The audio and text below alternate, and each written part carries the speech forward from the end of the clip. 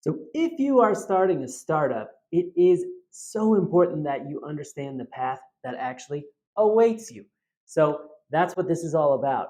Venture financing at its various stages, from seed stage all the way to Series C and beyond. It's not the most clickbaity topic, sure, but I also thought, if 10 people watch this and it adds value to them and it changes their startup journey, I'll be happy because these videos are pretty dense, but there's a ton of value in there for you. So much so that after editing, I realized this particular video was too big a bite to chew all by itself. So I broke it into two different videos. So in this first part, we're going to talk about seed stage and Series A financing. So the early successful parts of your journey.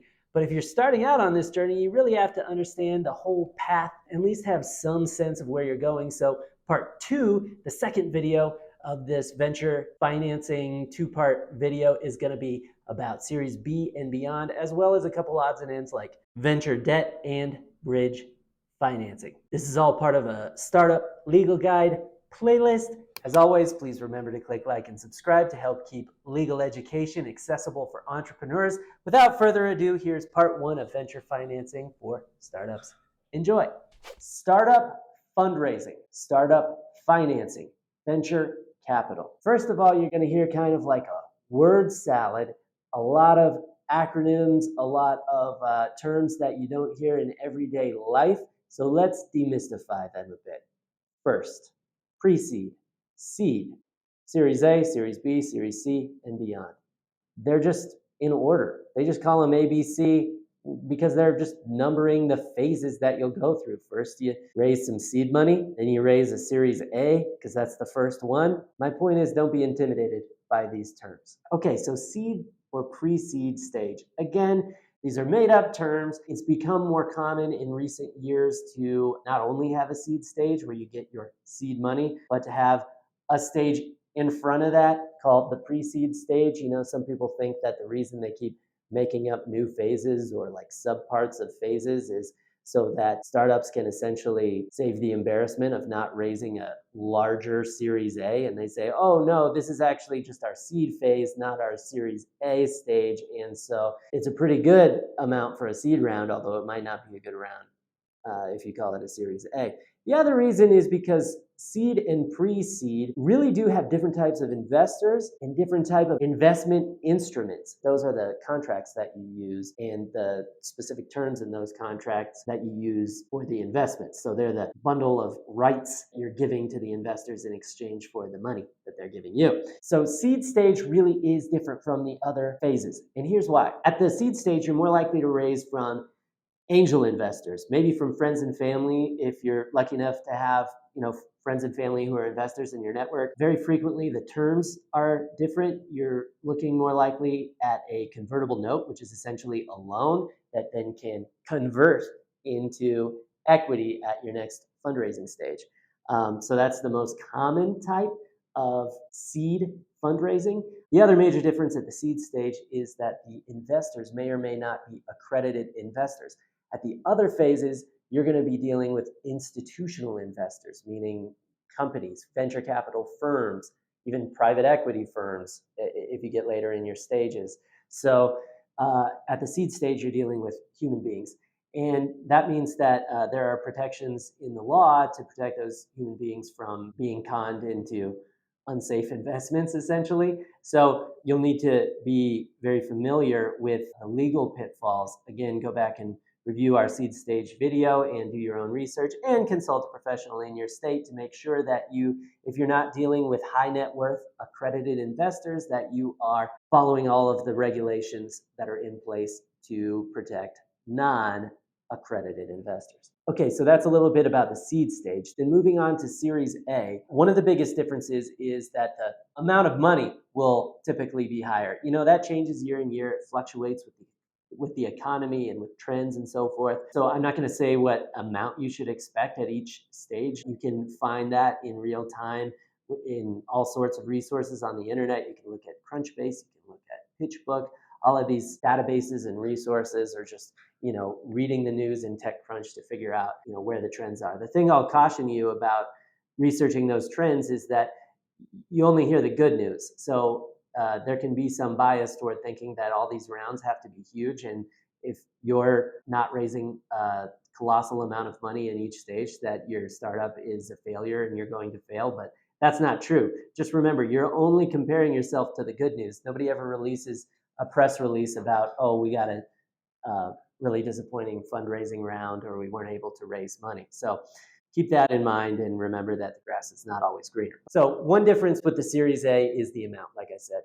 But another huge difference is the type of investor you're dealing with. You're now dealing with likely venture capital firms. So you're dealing with institutional investors. These are not individuals writing a check out of their personal checking account. These are venture capital firms who have raised money from their limited partners, which might be like larger college endowments and other investors. And they have a pool of money that they are using to fund startups. And they fund startups somewhat speculatively because their business is structured around hitting home runs. So they understand that many of their portfolio companies will fail. And that's okay. That's part of how this works. It's kind of a cool thing in a way because it really allows them to take a lot more risks. And, just think of like a baseball player, a batter who might strike out a lot because they're always swinging for the fences. That's like a venture capitalist.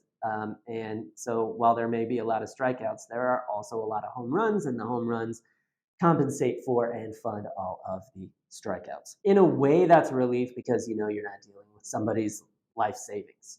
You're dealing with a company's money, and they're here to do business and they understand a lot about the business that you're in. They may be a valuable resource to you, but they may be fairly hands off. You may be surprised at how hands off a venture capital firm would be. That's part of the negotiation process, is to understand how they deal with their founders, to talk to founders in their portfolio companies and understand a little bit more about that relationship. And if you want a venture capital firm that's going to be a great resource to you, go after that. If you want a venture capital firm that is going to be very hands off, go after one of those firms. But what you're likely to see is that there may be less what you might call meddling at the Series A stage when you're dealing with venture capital firms than when you were dealing with individuals who are writing checks from their own personal bank account.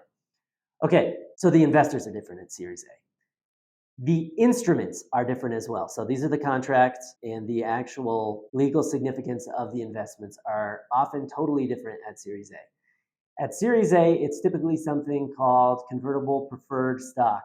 Preferred stock is, think of it like saying special stock. They have special shares in your company, which means that while they may not have voting rights, they do likely have something called a liquidation preference, which means that they have the ability to get paid back first, maybe even at a multiple of their investment in the event that you sell the company someday. Specific terms of preferred stock vary.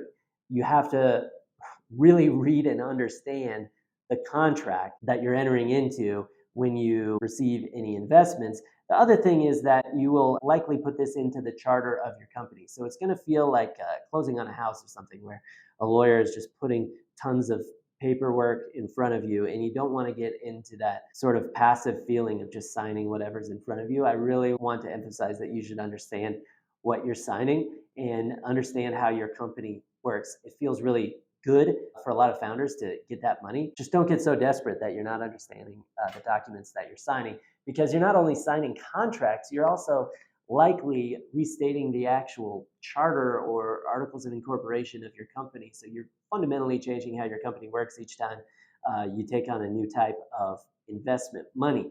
Understand what you're signing.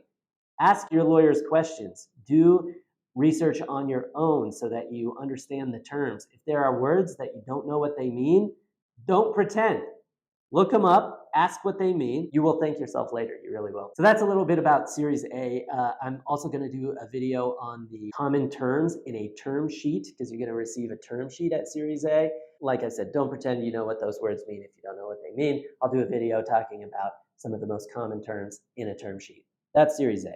All right, so that was part one of the venture financing two-part video series, which is part of a larger playlist called the Startup Legal Guide. In part 2, we'll be talking about the later stages of financing, Series B, C, and beyond, as well as venture debt and bridge financing. So it's really important you understand these concepts when you're going out to raise money and when you're planning for the future.